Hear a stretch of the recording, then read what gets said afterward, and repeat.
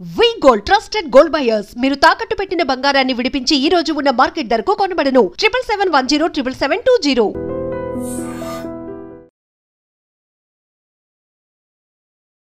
ఇప్పుడు ఈ sugar spikes అనేవి అంటే తీయటి పదార్థాలు తింటే అవుతుందా లేదంటే గ్లూకోజ్ ఉన్న ఏ ఫుడ్ తిన్నా అవుతుందా? మనకి ఒంట్లో ఏంటంటేనండి, ఫస్ట్ ఆఫ్ ఆల్ మన ప్రోటీన్స్ కానీ మన ఫ్యాట్స్ తీసుకున్నా కానీ ఆర్ కార్బోహైడ్రేట్స్ తీసుకున్నా కానీ అది చిన్న చిన్న పార్టికల్స్లోకి కన్వర్ట్ అవుతుంది.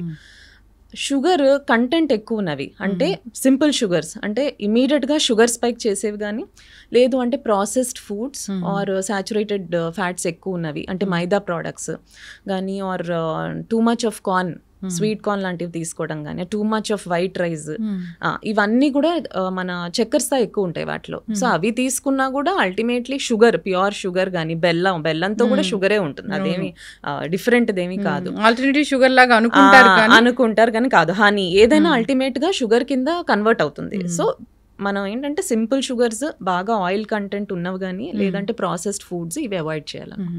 అన్నిట్లో ఈ డయాబెటీస్ పెరగడానికి కారణమయ్యే ఉంటాయండి. సో ఓన్లీ వైట్ రైస్ తిన్నాము, ఓన్లీ షుగర్ తిన్నాము, టీ తాగాము అంటే కాదు, అలా ఉండదండి. అందుకని మన క్వాలిటీ ఆఫ్ ద మీల్ అంటే మనం తినే పద్ధతిలో ఉన్న రేషియో, కార్బోహైడ్రేట్స్, ప్రోటీన్స్, ఫైబర్, దాన్ని బట్టి మన షుగర్ స్పైక్ వస్తుంది. అంటే ఫర్ ఎగ్జాంపుల్ మనం ఒక మీల్లో మేము ఏం చెప్తామంటే ప్లేట్ మెథడ్ అంటామండి. ప్లేట్ మెథడ్ అంటే సగం ప్లేట్ మొత్తం fruits and vegetables or vegetable salad కానీ ఉండాలి. దాంట్లో ఆ సగంలో సగం శాతం అంటే 1/2% కార్బోహైడ్రేట్స్ ఉండాలి. ఎందుకంటే మన ఎనర్జీ ఎక్కడి నుంచి వస్తుంది? మనం ప్రోటీన్, ఫ్యాట్స్ తీసుకుంటే అది ఎప్పుడు 6-8 గంటల తర్వాత కానీ అది కన్వర్ట్ అవ్వదు మనకి ఎనర్జీ వచ్చేదానికి. సో 1/4 ప్లేట్ కార్బోహైడ్రేట్స్ ఉండాలి. అది మంచి కార్బోహైడ్రేట్స్ అంటే హోల్ గ్రెయిన్స్ కానీ, లేదంటే మన అన్ని రకాల ధాన్యాలు అంటే కొర్రెలు, సామలు, ఇవన్నీ తీసుకోమంటాం. 1/4 ప్లేట్ ఫ్యాట్ కంటెంట్ ఉండాలి మనకి ఏదో ఒక విధంగా. ఎందుకంటే ఫ్యాట్ అన్నది మనకి స్టోర్ అయ్యి తర్వాత ఎనర్జీ లాగా రిలీజ్ చేయాలి. సో ఇమీడియట్ గా ఎనర్జీ వచ్చేవి ఉండాలి, తర్వాత మనకి స్టోరేజ్ ఫామ్ లో కూడా ఉండాలి, అలా అనమాట. So quality of the meal important అండి ఓవరాల్ గా. అది మనం ఒక ప్లేట్లో ప్రోటీన్స్ ఎక్కువ తీసుకున్నాం అనుకోండి, ఫైబర్ ఎక్కువ తీసుకున్నాను, మంచిదే, షుగర్ స్పైక్ రాదు.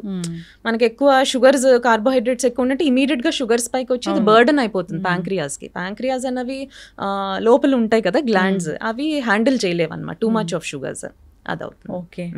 సో వైట్ రైస్ కొంచెమైనా తీసుకోవచ్చా? తీసుకోవచ్చండి, అంటే ఇన్ లిమిట్. ఆ వైట్ రైస్ తీసుకుంటాం, మాకు వేరేవి పడవు అనుకుంటే కనుక సింగిల్ పాలిష్ రైస్ తీసుకోవచ్చు.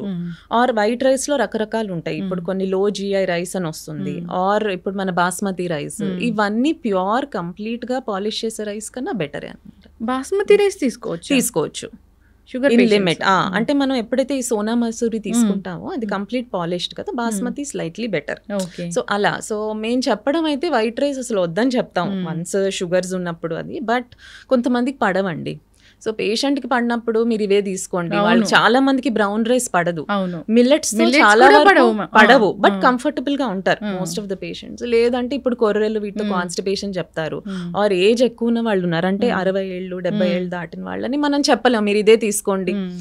వాళ్ళు ఏది తినగలిగితే దాంట్లో ప్రోటీన్స్ పెంచండి, ఫైబర్ పెంచండి, తీసుకోండి, మీకు పడింది అది లిమిట్ లో తీసుకోమని చెప్తాను. అది చపాతీ యాక్చువల్గా చెప్పాలంటేనండి వీట్ ఏదైతే ఉంటుందో రైస్ కన్నా ఎక్కువ డ్యామేజ్ చేస్తుంది. అది మనం చూసాం, ఎందుకంటే మన హార్వర్డ్ ప్రొఫెసర్స్ వాళ్ళు రీసెంట్గా కూడా రిలీజ్ చేశారు దట్ వీట్ అది మనకి డ్యామేజ్ చేస్తున్నది అది ఎక్కువ రైస్ కన్నా కంపేర్ చేస్తే. సో కంప్లీట్ వీట్తో చేసిన మన గోధుమ పిండితో చేసిన చపాతీలు ఇవి వద్దని చెప్తున్నాం. So go for multigrains. Multigrain అప్పుడు ఏమవుతుందంటే గ్లూటెన్ కంటెంట్ కొద్దిగా తక్కువ ఉంటుంది, మనం అన్ని కలిపినప్పుడు ఏంటంటే ఫైబర్ కంటెంట్ పెరుగుతుంది, గ్లూటెన్ కంటెంట్ తగ్గుతుంది. సో అలా తీసుకోమని చెప్తాం. లేదంటే బాజ్రా, రాగితో కూడా చేసుకోవచ్చు. సో అలా తీసుకుంటే ప్రిఫరబుల్. అంటే మనం ఇదంతా మాట్లాడుకుంటున్నది షుగర్ రిస్క్ ఉన్న వాళ్ళల్లో, షుగర్ వచ్చిన వాళ్ళల్లో. రిస్క్ అంటే మీకు తెలిసింది ఇప్పుడు అందరికీ రిస్క్ ఉంది, ఫ్యామిలీలో షుగర్ లేని వాళ్ళు లేరు, ఇంట్లో ఇద్దరికి ఆర్ మల్టిపుల్ జనరేషన్స్ లో ఉంటుంది. సో ఏదైనా సరే అది ఇప్పుడు ఈ కాలంలో జెనెటిక్స్ మన దీని జీవన శైలి బట్టి అలా రెస్ట్రిక్ట్ చేసుకోవాల్సి వస్తుంది. షుగర్ వచ్చిందంటే ఇప్పుడు కొత్త మందులు వచ్చాయి, పూర్తిగా తగ్గించవచ్చు, ఇంజెక్షన్స్ వచ్చాయి, ధర ఎక్కువైనా తీసుకోండి అంటున్నారు.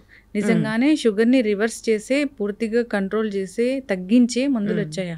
ఇప్పుడు ఈ మందులు ఏవైతే మార్కెటింగ్ చేస్తున్నారో ప్రిసైజ్గా చెప్పాలంటే ఈ కొత్త మందులు ఏవైతే వచ్చాయి, ఈ రీసెంట్గా మన హెడ్లైన్స్ అవన్నీ ఫిబ్రవరి నుంచి మొదలయ్యాయండి. సో మనకి 2 మెడిసిన్స్ వచ్చాయి రీసెంట్గా. ఒకటి వచ్చేసి అందరూ మాంజెరో అంటున్నారు, అది తెలిసింది, టిర్జాపటైడ్ ఆ డ్రగ్ పేరు. ఇంకోటి మన సెమాగ్లూటైడ్, అది రీసెంట్గానే ఒక 2 months బ్యాకే వచ్చింది ఇండియాలోకి. బట్ ఈ గ్రూప్లో ఉన్న మాలిక్యూల్స్, ఈ గ్రూప్లో ఉన్న డ్రగ్స్ అన్నది ఆల్మోస్ట్ ఒక 20 years నుంచి ఉన్నాయి. డయాబెటీస్ ట్రీట్మెంట్లో ఉంది మాకు 20 ఏళ్ళగా, ఇంతకు ముందు 10 ఏళ్ల నుంచి మేము వాడుతున్నాం అందరిలోనూ. Only thing same group of drugs అండి. అప్పట్లో కొంచెం కాస్ట్లీ ఉండేవి, అంటే ఆ జనరేషన్ 10 years బ్యాక్ ఇంత పెట్టలేకపోయేవారు అందరూ. సో అప్పుడు మేము ఎవరిలో వాడేవాళ్ళు అంటే ఇంకా మల్టిపుల్ మెడిసిన్స్ మీద ఉన్నారు, ఇన్సులిన్ కూడా వెళ్తోంది 3-4 సార్లు, ఆర్ కిడ్నీ ప్రొటెక్షన్. ఈ మెడిసిన్స్ అన్నిటికి కూడా కిడ్నీ అండ్ గుండె ప్రొటెక్ట్ చేసే లక్షణాలు ఉన్నాయి. అవి ఎన్నో స్టడీస్లో తేలిన తర్వాత రిలీజ్ చేస్తారు. సో అలాంటి వాళ్ళలో మేము ప్రిఫర్ చేసేవాళ్ళం, వాడేవాళ్ళం కాదని కాదు, బట్ అంత మార్కెట్ చేయలేదు వాటిని. పాత మెడిసిన్సే, వాటిలోనే కొత్త కొత్త డ్రగ్స్ యాడ్ అవుతూ వచ్చాయి. సో వీటిలోనే చెప్పాలంటే ఒక 5 years బ్యాక్ కూడా టాబ్లెట్ ఫార్మ్స్లో కూడా వచ్చాయి. అది మేము వాడాము అసలు 6 years నుంచి, అది చాలా మంది పేషెంట్స్లో వాడుతున్నాము. ఇప్పుడు ఈ కొత్తగా వచ్చిన మాలిక్యూల్స్ ఏంటంటే మార్కెటింగ్ ఎక్కువ అయిపోయింది. సో అందరూ దాన్ని వెయిట్ లాస్ డ్రగ్ లాగా తీసుకుంటున్నారు. అది వెయిట్ లాస్ డ్రగ్ అంటే ఓకే, అది వెయిట్ లాస్ డ్రగ్, ఒబేసిటీకే ప్రూవ్ అయింది, ఏడిఏ కానీ డిసిజే అప్రూవల్స్ కానీ వచ్చాయి. But at the same time sugar control చేసే డ్రగ్స్ బేసిక్గా అవి. సో మనం ఇప్పుడు మేము పేషెంట్స్లో వాడతాం కదా, మేము ఏం చూస్తామంటే కొంతమందిలో వెయిట్ లాస్ వస్తుంది. యాక్చువల్ చెప్పాలంటే 70% వెయిట్ లాస్ వస్తుందని, అంటే అట్లీస్ట్ 5 నుంచి 10% వరకు వస్తుంది. మాకు కావాల్సింది ఒక 10% వెయిట్ లాస్. 10% వెయిట్ లాస్ అయితే డయాబెటీస్ రివర్సల్ చేసే ఛాన్సెస్ ఉంటాయి. కానీ మేము అబ్జర్వ్ చేసేది ఏంటంటే వాళ్ళ షుగర్స్ ఎక్సలెంట్గా తగ్గుతాయి, అంటే HbA1c అనేది బాగా తగ్గుతుంది. సో ఎక్కువ ఇది ఒబేసిటీకి ఇది అది అనే కన్నా మాకు మేము చూసేదాన్ని diabetes control. So sugar plus ఊబకాయ ఉన్న వాళ్ళల్లో ఫస్ట్ మేమే ప్రిఫర్ చేస్తాం. అయితే వెయిట్ లాస్ అనేది అంత ఈజీగా అయిపోతుందా ఈ ఇంజెక్షన్తో? అవుతారండి, అంటే అట్లీస్ట్ 5 to 10% వెయిట్ లాస్ అయితే చూస్తామండి. 5-10%. అంటే ఫర్ ఎగ్జాంపుల్ 100 kgs ఉన్నారు, some person is around 100 kgs, 5 to 10 kgs అయితే at the end of 3 months, అంటే 3 నెలల తర్వాత మేము ఎనీ వెయిట్ లాస్ డ్రగ్ అనుకోండి, దేనికైనా అనుకోండి, ఒక 3 monthsకి చూస్తాం మేము అవి ఎంత వెయిట్ తగ్గించాయి, షుగర్ ఎంతవరకు తగ్గింది, అసలు హౌ ఈస్ హీ డూయింగ్. అంటే మనకి ఆ పర్సన్ కూడా ఇంపార్టెంటే, మన ఈ డ్రగ్ పెట్టంగానే వదిలేలేము, కొన్ని సైడ్ ఎఫెక్ట్స్ ఉంటాయి, మానిటర్ చేసుకోవాలి. సో 3 monthsకి అట్లీస్ట్ ఒక 5% వెయిట్ లాస్ వచ్చిందంటే ఆ మెడిసిన్ పనిచేస్తున్నట్టు. మనకి ర్యాపిడ్ వెయిట్ లాస్ మేము టార్గెట్ చేయమండి ఇచ్చేటప్పుడు. అంటే మనకి ఎక్కువ ర్యాపిడ్గా ఒక 15 to 20% వెయిట్ లాస్ ఒక 1-2 monthsలోనే అయిపోతే బాడీ కూడా అడ్జస్ట్ చేసుకోవడం కష్టం. గాల్ బ్లాడర్ స్టోన్స్ ఎక్కువైపోతాయి, అంటే మనకి న్యూట్రిషన్ అన్నది తగ్గిపోతుంది, ఒంట్లో విటమిన్స్ తగ్గిపోతాయి. సో ఇవన్నీ ఉంటాయి. సో మేము చూసేది 3 నెలల్లో ఒక 5% తగ్గారు అనుకుంటే మెల్లగా కంటిన్యూ చేస్తాం మెడిసిన్ని. షుగర్ పేషెంట్ అనుకోండి, వాళ్ళకి ఆల్రెడీ వాళ్ళు చాలా మెడిసిన్స్ మీద ఉన్నారు, వాళ్ళకి ఇంక మేము లైఫ్ లాంగ్, ఒకవేళ వాళ్ళు ఫైనాన్షియల్గా ఇవి కొద్దిగా కాస్ట్లీ ఉంటాయి ఈ మెడిసిన్స్, వాళ్ళు ఓకే అనుకుంటే కనుక మేము లైఫ్ లాంగ్ కూడా వాడతాం, అంటే తప్పేం లేదు దాంట్లో. మాకు కావాల్సిన షుగర్ కంట్రోల్ కూడా లైఫ్ లాంగ్ వాడాల్సిందే. ఏదైనా డ్రగ్ రిలీజ్ చేసింది అనుకోండి, మన ఏడిఏ కానీ అప్రూవల్ ఇచ్చింది అనుకోండి, అది షుగర్కి ఫస్ట్ వస్తుందండి దాని ఇండికేషన్. షుగర్ ఉన్న వాళ్ళు లైఫ్ లాంగ్ వాడుకోవచ్చు. ఇప్పుడు ఈ రీసెంట్గా వచ్చిన మెడిసిన్స్ కూడా ఎన్నో స్టడీస్ చేసిన తర్వాతే రిలీజ్ చేస్తారు. లైఫ్ లాంగ్ వాడుకునే మెడిసిన్స్ ఇవి. ఏ మెడిసిన్ కైనా సైడ్ ఎఫెక్ట్స్ అంటూ ఉంటాయి. సో మనం ఫస్ట్ ఎక్స్ప్లెయిన్ చేయాలి. ఇప్పుడు మనం మామూలుగా షుగర్కి వాడే మెట్ఫార్మిన్ మెడిసిన్కే దానికి గ్యాస్ట్రిక్ సైడ్ ఎఫెక్ట్స్ ఉంటాయి, లూజ్ మోషన్స్ వస్తాయి, అందరికి పడదు. నేను అబ్జర్వ్ చేసింది 30% మందికి ఆ ఫస్ట్ లైన్ డ్రగ్గే పడదు షుగర్కి. మెట్ఫార్మిన్ వాడితే డయేరియా ఉంటుందని కూడా చెప్తూ ఉంటారు. డయేరియా చాలా కామన్ గా చూస్తామండి, 20 to 30% చూస్తాను నేను. అది పెట్టేటప్పుడు కూడా హై డోసెస్కి 1 gram వరకే పెట్టగలుగుతాను, దాని తర్వాత ఆలోచించి పెడతాను. సో ఇవన్నీ ఫస్ట్ ఎక్స్ప్లెయిన్ చేయాలి. వాళ్ళు గనక ఫైనాన్షియల్గా ఎఫోర్డబిలిటీ ఉందంటే లైఫ్ లాంగ్ కూడా పెడతాం నేను మెడిసిన్స్. అది ఇప్పుడు రివర్స్ అవుతున్నప్పుడు లైఫ్ లాంగ్ ఎందుకు వాడాలి? అవసరం లేదు, అందుకనే. సో మనం ఎప్పుడైనా పేషెంట్ని పట్టుకుని ఉండాలండి. అంటే మనం వదలలేము, కంటిన్యూస్ మానిటరింగ్ ఉండాలి. ఏ మెడిసిన్ పెట్టినా కూడా ఫస్ట్ నేను వాళ్ళకి ఎక్స్ప్లెయిన్ చేస్తాను. మోడ్ నుంచి వాళ్ళకి ఓన్లీ వెయిట్ లాస్ కావాలనుకోండి, ఫర్ ఎగ్జాంపుల్ పెద్ద సివియర్గా లేదు, అర్లీ డయాబెటిస్, యంగ్ పేషెంట్, ఒక యుక్త వయసులో ఉన్నారు, ఫర్ ఎగ్జాంపుల్ 30 to 40 years వాళ్ళలో ఉన్నారు, ఊబకాయం ఎక్కువగా ఉంది, అలాంటి వాళ్ళల్లో నేను ఫస్ట్ ఇవే ప్రిఫర్ చేస్తాను మెడిసిన్స్. ఎందుకు ప్రిఫర్ చేస్తాను? అండర్లైన్ ప్రాబ్లమ్ ఊబకాయం, అక్కడ అది రివర్స్ చేస్తే ఒక 3 నుంచి 6 నెలల వరకు వాడిన తర్వాత వన్స్ వాళ్ళు నేను చెప్పినట్టు మీకు 5 to 10% వెయిట్ లాస్ అయిపోయారు, మోటివేషన్ అన్నది వస్తుందండి ఫస్ట్. ఇప్పుడు మనం వి ఫీల్ లైటర్ కదా, మనం ఓవర్ వెయిట్ ఒబీస్ ఉన్నాము, ఎంత సెల్ఫ్ కాన్ఫిడెన్స్ అవన్నీ ఉండవు. వాళ్ళు దే గెట్ మోటివేటెడ్ అండి. 2-3 monthsకే మేడం నాకు చాలా బాగుందని చెప్తారు.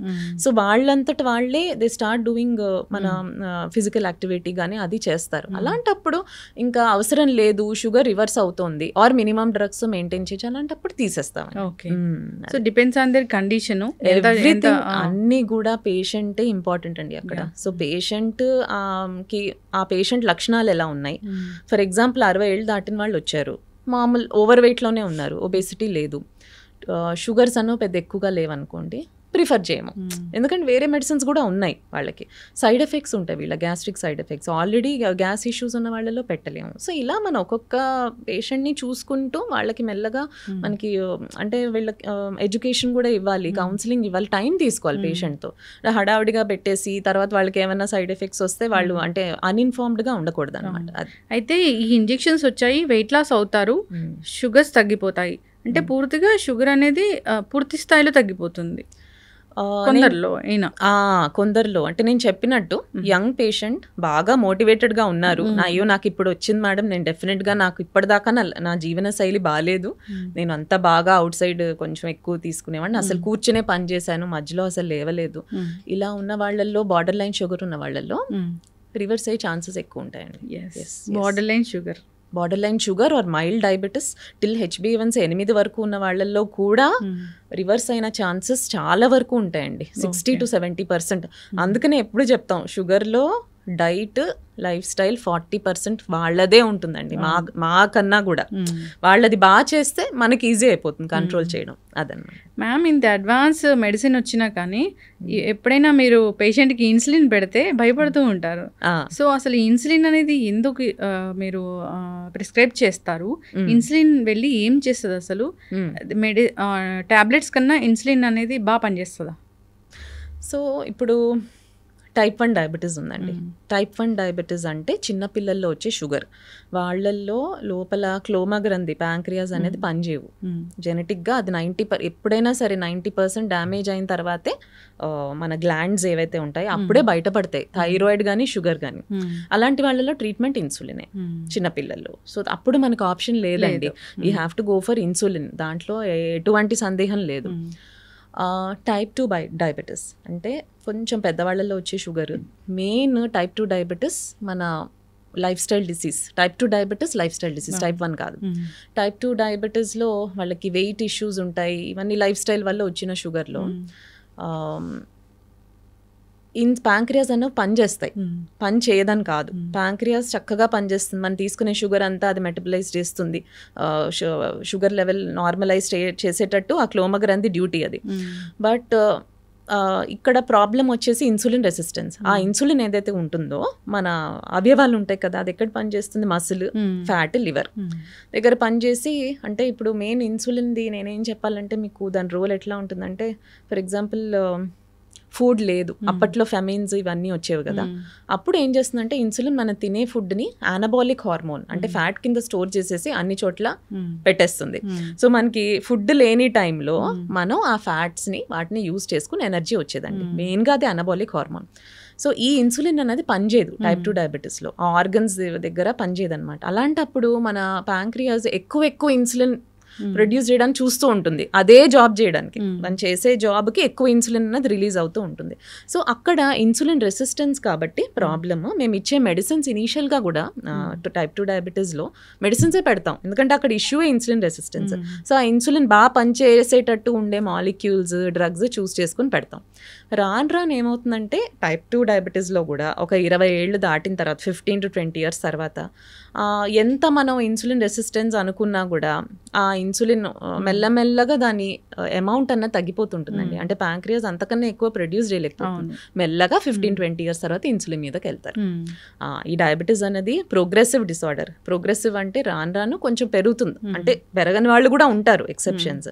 సో అలా ఇన్సులిన్ రాని పక్షంలో మనకి తెలిసిపోతుంది. అంటే వాళ్ళు చాలా మెడిసిన్స్ మీద ఉంటారు, ఆ షుగర్ అన్నది తగ్గదు, HbA1c తగ్గదు, అలాంటి వాళ్ళల్లో అండ్ లీన్ అయిపోతారండి. ఇన్సులిన్ ఉన్నప్పుడు ఎప్పుడు మనం కొంచెం వెయిట్ మెయింటైన్ అవుతుంది. నేను చెప్పాను కదా అనబోలిక్ హార్మోన్, అది ఎప్పుడైతే తగ్గిపోతుందో లీన్ అయిపోవడం స్టార్ట్ అవుతారు అన్నమాట. సో లీన్గా ఉన్న వాళ్ళల్లో ఓకే వీళ్ళకి ఇన్సులిన్ లోపల ఇంకా ప్రొడ్యూస్ అవ్వట్లే, మనం ఎన్ని మెడిసిన్స్ పెట్టినా అది HbA1c తగ్గట్లేదు, అలాంటప్పుడు మేము ఇన్సులిన్ మీదకి వెళ్తాం అనమాట. ఓకే, అది. సో ఫస్ట్ ఇండికేషన్ నేను టైప్ 1 డయాబెటీస్ అన్నాను. సెకండ్ ఇండికేషన్ టైప్ 2 లాంగ్ డ్యూరేషన్లో ఉన్నవాళ్ళు. కొన్ని ఇంటర్మీడియట్ డయాబెటీస్లు ఉంటాయండి, కొన్ని అంటే మీకు చెప్పిన కొంచెం మాలిక్యులర్ లెవెల్లో ఉంటుంది. వాటిలో కూడా వాటిని లాడా అంటాం. లాడా అంటే టైప్ 1 డయాబెటీస్ పిల్లల్లో ఉండేదే పెద్దవాళ్ళలో వస్తుంది. ఇనీషియల్గా బాగున్నట్టు కనిపిస్తుంది మనకి ఆ టాబ్లెట్స్, ఒక 5 ఏళ్ల తర్వాత ఇన్సులిన్ మీదకి వెళ్తారు. అది. ఆర్ మోడీ అంటాం. ఇవాళ రకరకాల వాటిల్లో కూడా మనం ఇన్సులిన్ వాడతాం అన్నమాట. అది ఇన్సులిన్ అంటే భయపడిపోతుంటారు ఇప్పటికి కూడా, అమ్మో ఇన్సులిన్ ఇస్తున్నారు నాకు చాలా పెద్ద షుగర్ ఉందేమోనని. అంటే మేడం ఇప్పుడు ఇన్సులిన్ ఏదైతే ఉంటుందో అది సేఫెస్ట్ డ్రగ్ అండి. అది చెప్తే అర్థం కాదు ఎవరికి. మాకు యాజ్ అన్ ఎండోక్రైనాలజిస్ట్ మమ్మల్ని అడిగితే ఏది బెస్ట్ డ్రగ్ అంటే నేను ఇన్సులిన్ అనే చెప్తాను. మీరు తీసుకోగలిగితే ఇన్సులినే పెడతాను. ఎందుకంటే ఇన్సులిన్ కిడ్నీ నుంచి ఎక్స్క్రీట్ అయ్యే శాతం తక్కువగా ఉంటుంది. కిడ్నీ మీద ఏ రకమైన ప్రెషర్ పడదు ఇన్సులిన్ వల్ల.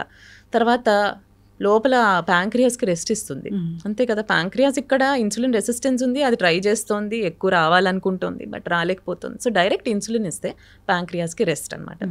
సో అది భయపడాల్సిన అవసరం లేదు. మేము ఎప్పుడైతే ఇన్సులిన్కి వెళ్ళాలంటాం మాకు అర్థం అయిపోతుంది, అంటే మీకు ఇంకా తప్పదు, మాకెప్పుడు ఆ పేషెంట్ ఇంపార్టెంట్, వాళ్ళ షుగర్స్ తగ్గడం ఇంపార్టెంట్.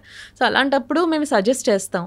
నేను బాగా కౌన్సిల్ చేస్తానండి, ఇన్సులిన్ ఎందుకు ఏంటి అనేది ఎక్స్ప్లెయిన్ చేస్తాను. జనరలీ నా పేషెంట్స్ అయితే అంత ఇబ్బంది పడరు, బట్ అదే నేను చెప్తున్నా కదా ఏదైనా కౌన్సిలింగ్లోనే ఉంటుంది. అది భయపడాల్సిన అవసరమే లేదు. అసలు ఇన్సులిన్ ఇస్ ద సేఫెస్ట్. అంటే ఒక 10 రకాల టాబ్లెట్స్ వాడి దానివల్ల మన గ్యాస్ట్రైటిస్ వచ్చి ఇంకేదో వచ్చి సైడ్ ఎఫెక్ట్స్ వచ్చే కన్నా ఇన్సులిన్ సైడ్ ఎఫెక్ట్ లేదు, చక్కగా వాడుకోవచ్చు. షుగర్ అసలే రాకూడదు, డయాబెటీస్ లైఫ్లో రాకూడదు అంటే జాగ్రత్తలు ఏం తీసుకోవాలి?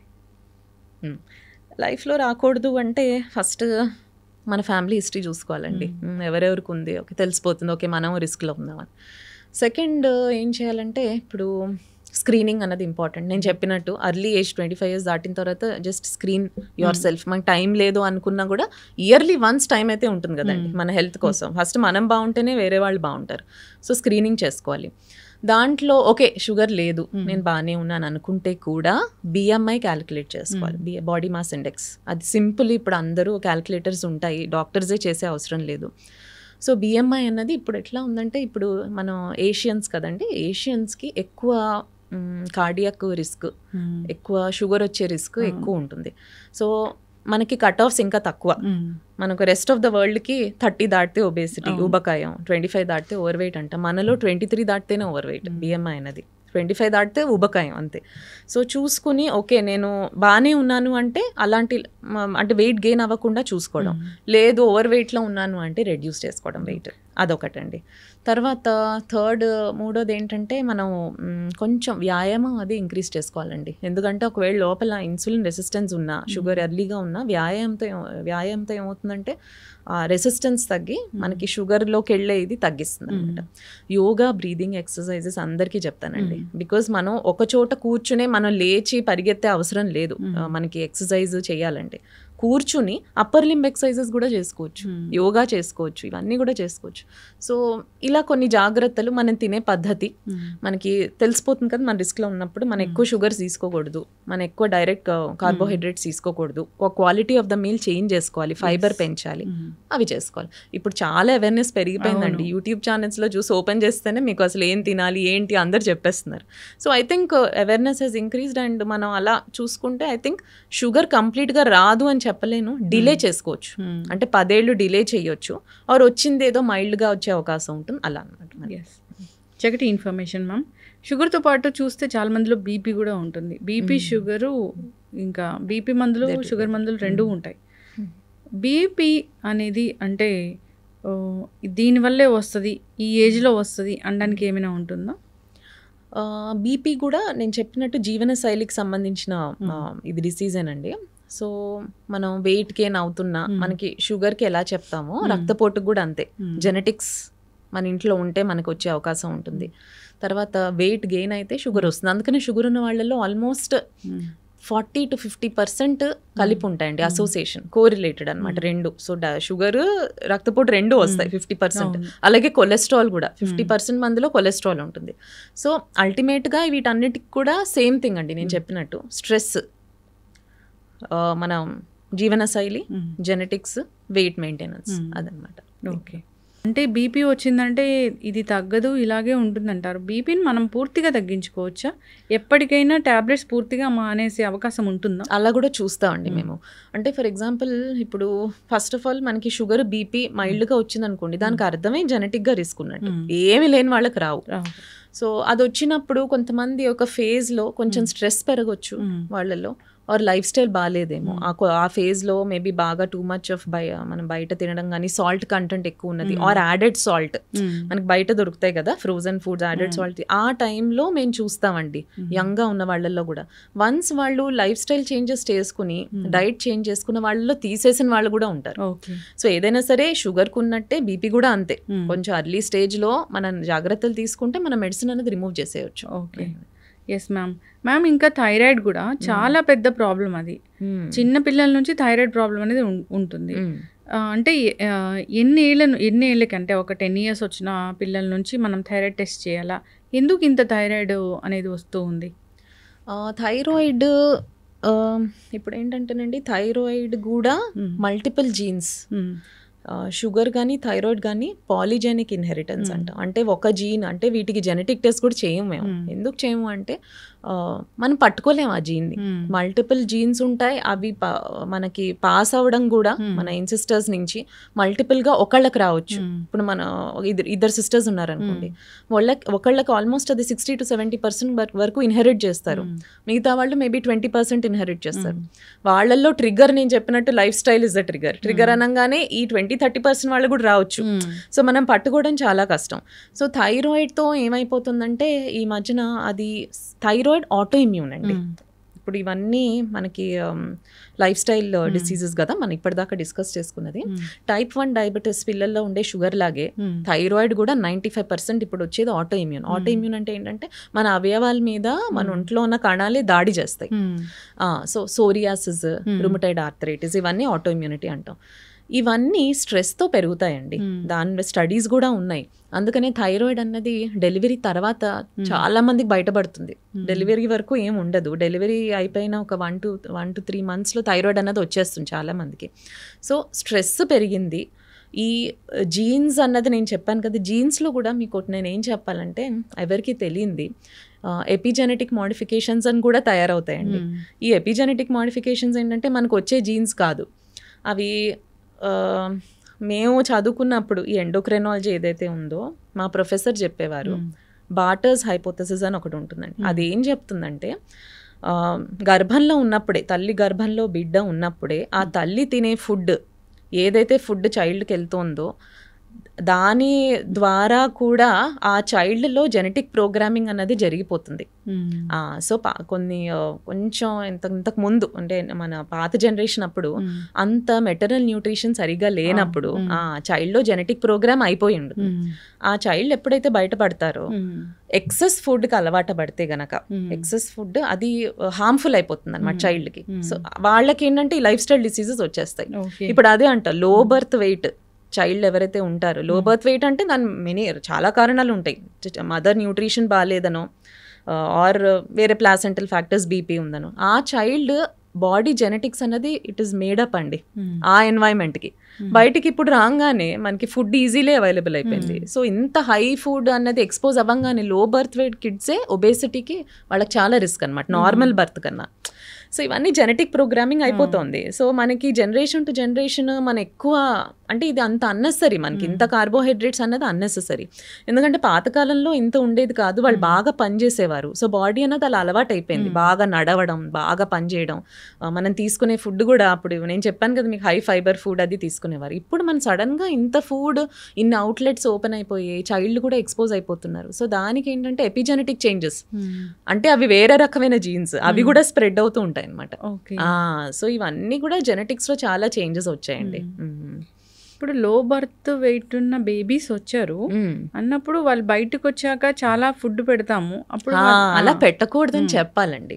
So low birth weight kids కి నేను మీకు చెప్పినట్టు వాళ్ళ జెనెటిక్ ప్రోగ్రామింగ్ ఒక విధంగా ఉంటుంది. సో మేము చెప్తాం, ఇప్పుడు నా దగ్గరికి చాలా మంది వస్తారండి, ఒబేసిటీతో వస్తారు కదా, చిన్నపిల్లలు ఉబకాయ.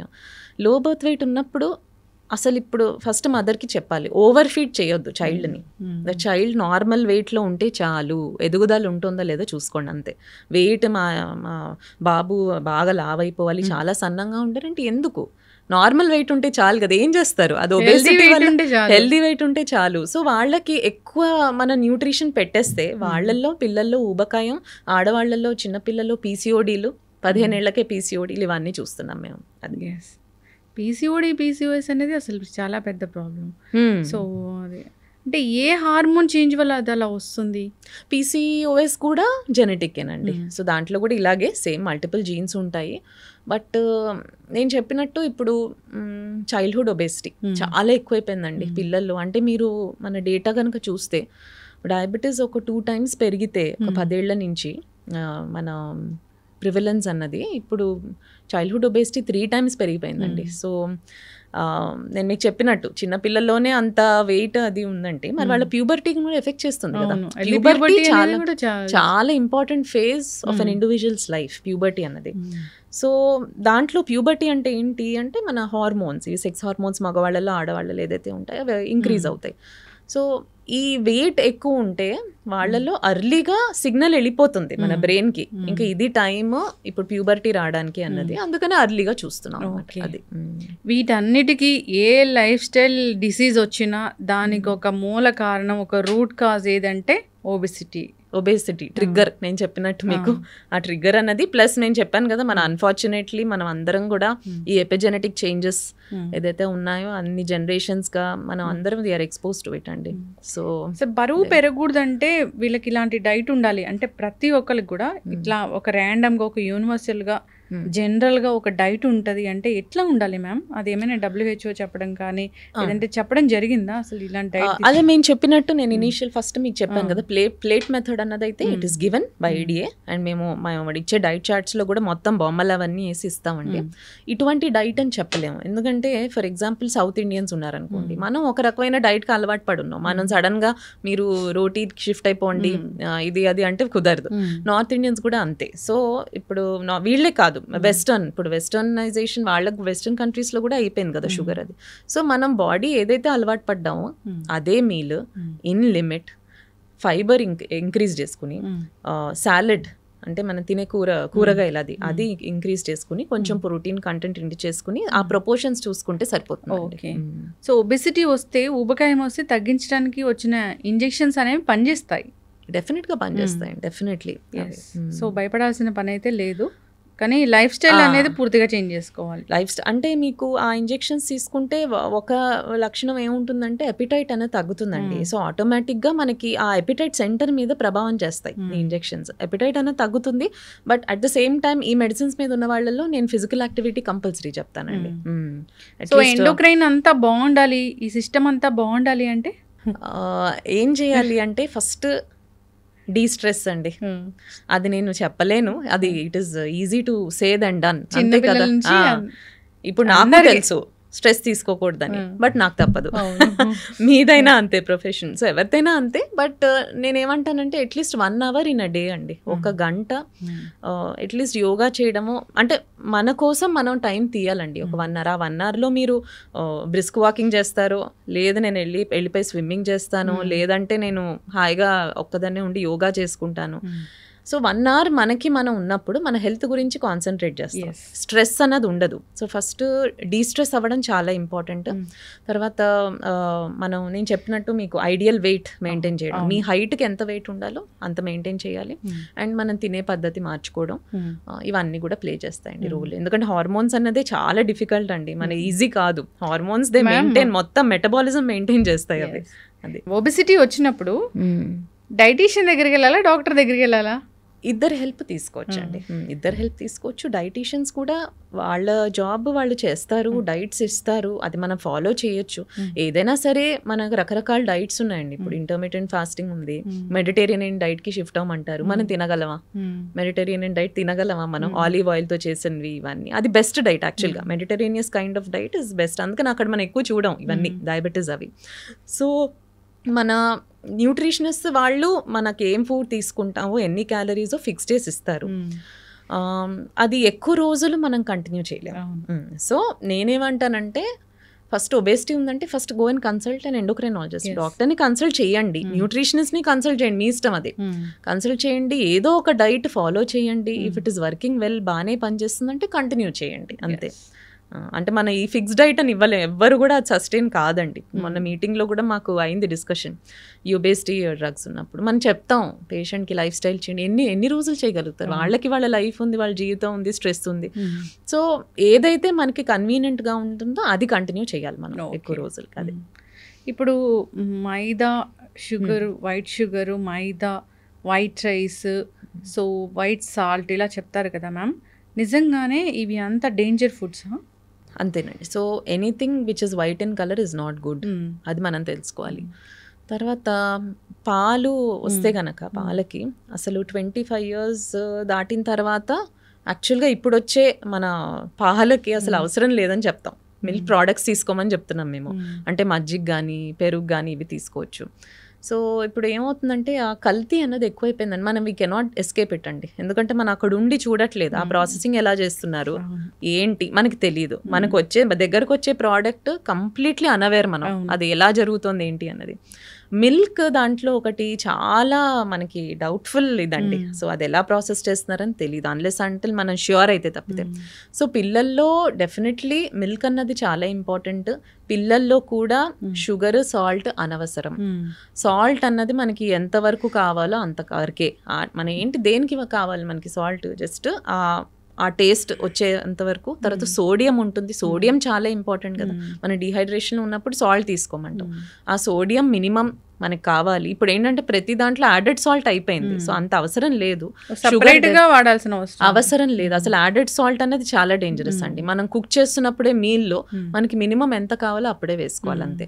తర్వాత షుగర్ అయితే అసలు చెప్పమండి, పిల్లల్లో కూడా అసలు షుగర్ ఆపేయమని చెప్తున్నారు ఇప్పుడు. So two much of white rice బాగా పాలిష్ చేసింది, it is not required by the body. అది అంత ఎనర్జీ మనకి వేరే వాటితో కూడా వస్తుంది, ఇమీడియట్ ఎనర్జీ కన్సంప్షన్ అవి తీసుకునే అవసరం అయితే లేదు. ఇప్పుడు ఆల్టర్నేటివ్స్ వచ్చాయి కదా వాటికి.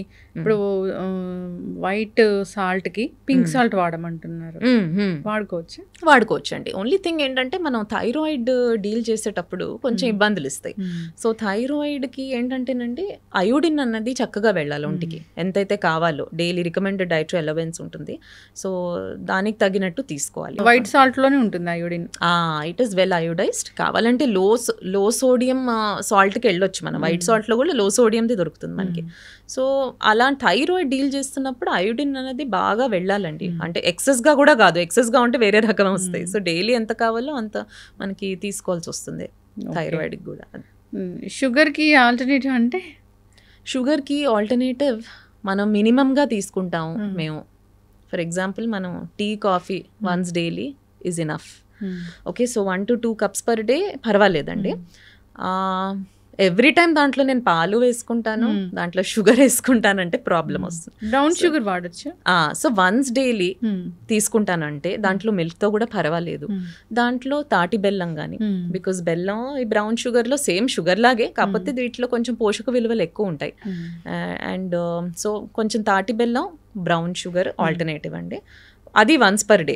ఎవ్రీ టైం నేను అదే చేస్తాను అంటే అది కూడా అల్టిమేట్ గా షుగర్ కిందే అవుతుంది. క్వాంటిటీ మ్యాటర్స్ అక్కడ, క్వాంటిటీ మ్యాటర్స్. అండ్ ఇప్పుడు మేము 2 spoons బెల్లం కలుపుకుంటా అన్నా కూడా it is equal to 1 spoon off white sugar.